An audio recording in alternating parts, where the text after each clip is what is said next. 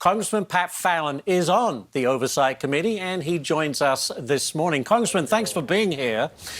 My first question to you is, what will holding Wray in contempt actually do?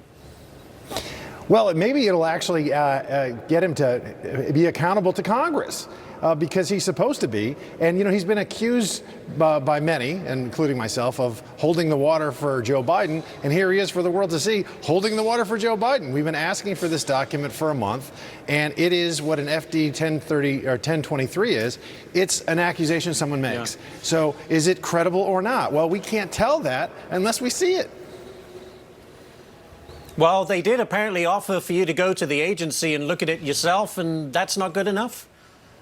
Well, I think that it was just James Comer that was going to go, was invited to the agency, not the entire committee. And of course, they're not going to let him take photos. That's what suspicious activity reports. But I understand that because that's financial information. This is simply a non-classified document, and we should be able to look at it. Yeah, that's nuts. All right, next one for you, Congressman. The House, of course, we know, passed the debt ceiling bill last night. You voted no. Why don't you support it? Well, you know, we were on Fox Business, and Fox Business viewers understand that you cannot continually spend more than you take in. And we have a $32 trillion debt, and what Limit Save Grow had done was said that we're not going to grow that deficit by any more than $1.5 trillion, which in and of itself isn't good. But with Limit Save Grow, we were going to take the debt to GDP ratio from 118% to 106%, so a good first step. What this did was their potential growth is $4 trillion, not to mention the student loan program would still survive. The IRS agents, 98% of them would still most likely be hired, and we don't need 87,000 new IRS agents. And we needed work requirements for those folks on welfare, and they had phase-outs and exemptions in this. So it just wasn't quite good enough for me. Very good. Last one, last subject for you, Congressman. Virginia, West Virginia, South Carolina. Those are the latest states to announce that they're going to send the National Guard to the southern border. What is the latest on the situation in Texas?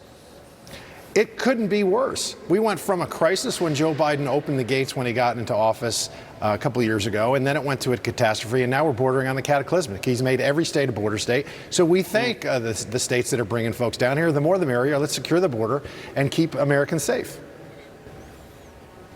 Yeah, safe, but, you know, we were told that after the expiration of Title 42, it was just going to be a free-for-all. Has that been the case? There was a bit of a lull, but they suspect it's for several different reasons. Because the cartels control our southern border, the federal government doesn't. So it's up to them. If they want to flood the border, they will, and they do. While I have you here, we've been talking a lot this morning about China and perhaps the lack of this administration's efforts to really combat what is becoming an increasingly aggressive Beijing. What do you think the U.S. should be doing that we're not?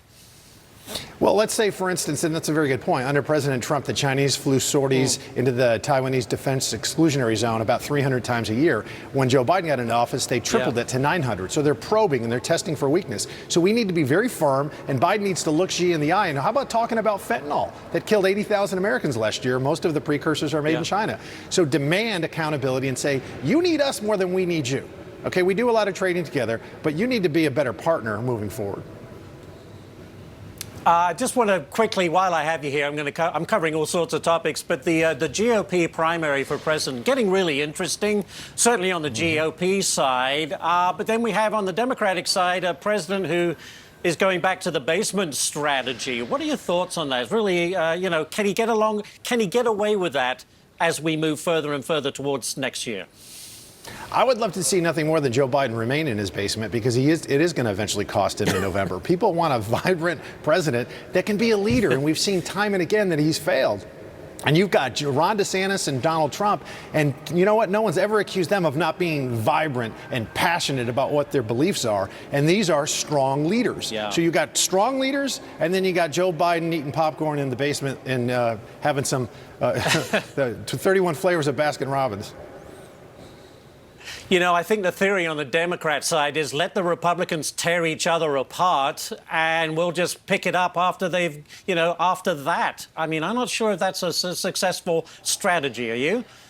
No, because we see that every time in a primary. There's a, internal fight, and then sometime after Super Tuesday, we're going to all unite behind a candidate, and we're going to whoop Joe Biden in November of 2024, and we're going to save this country.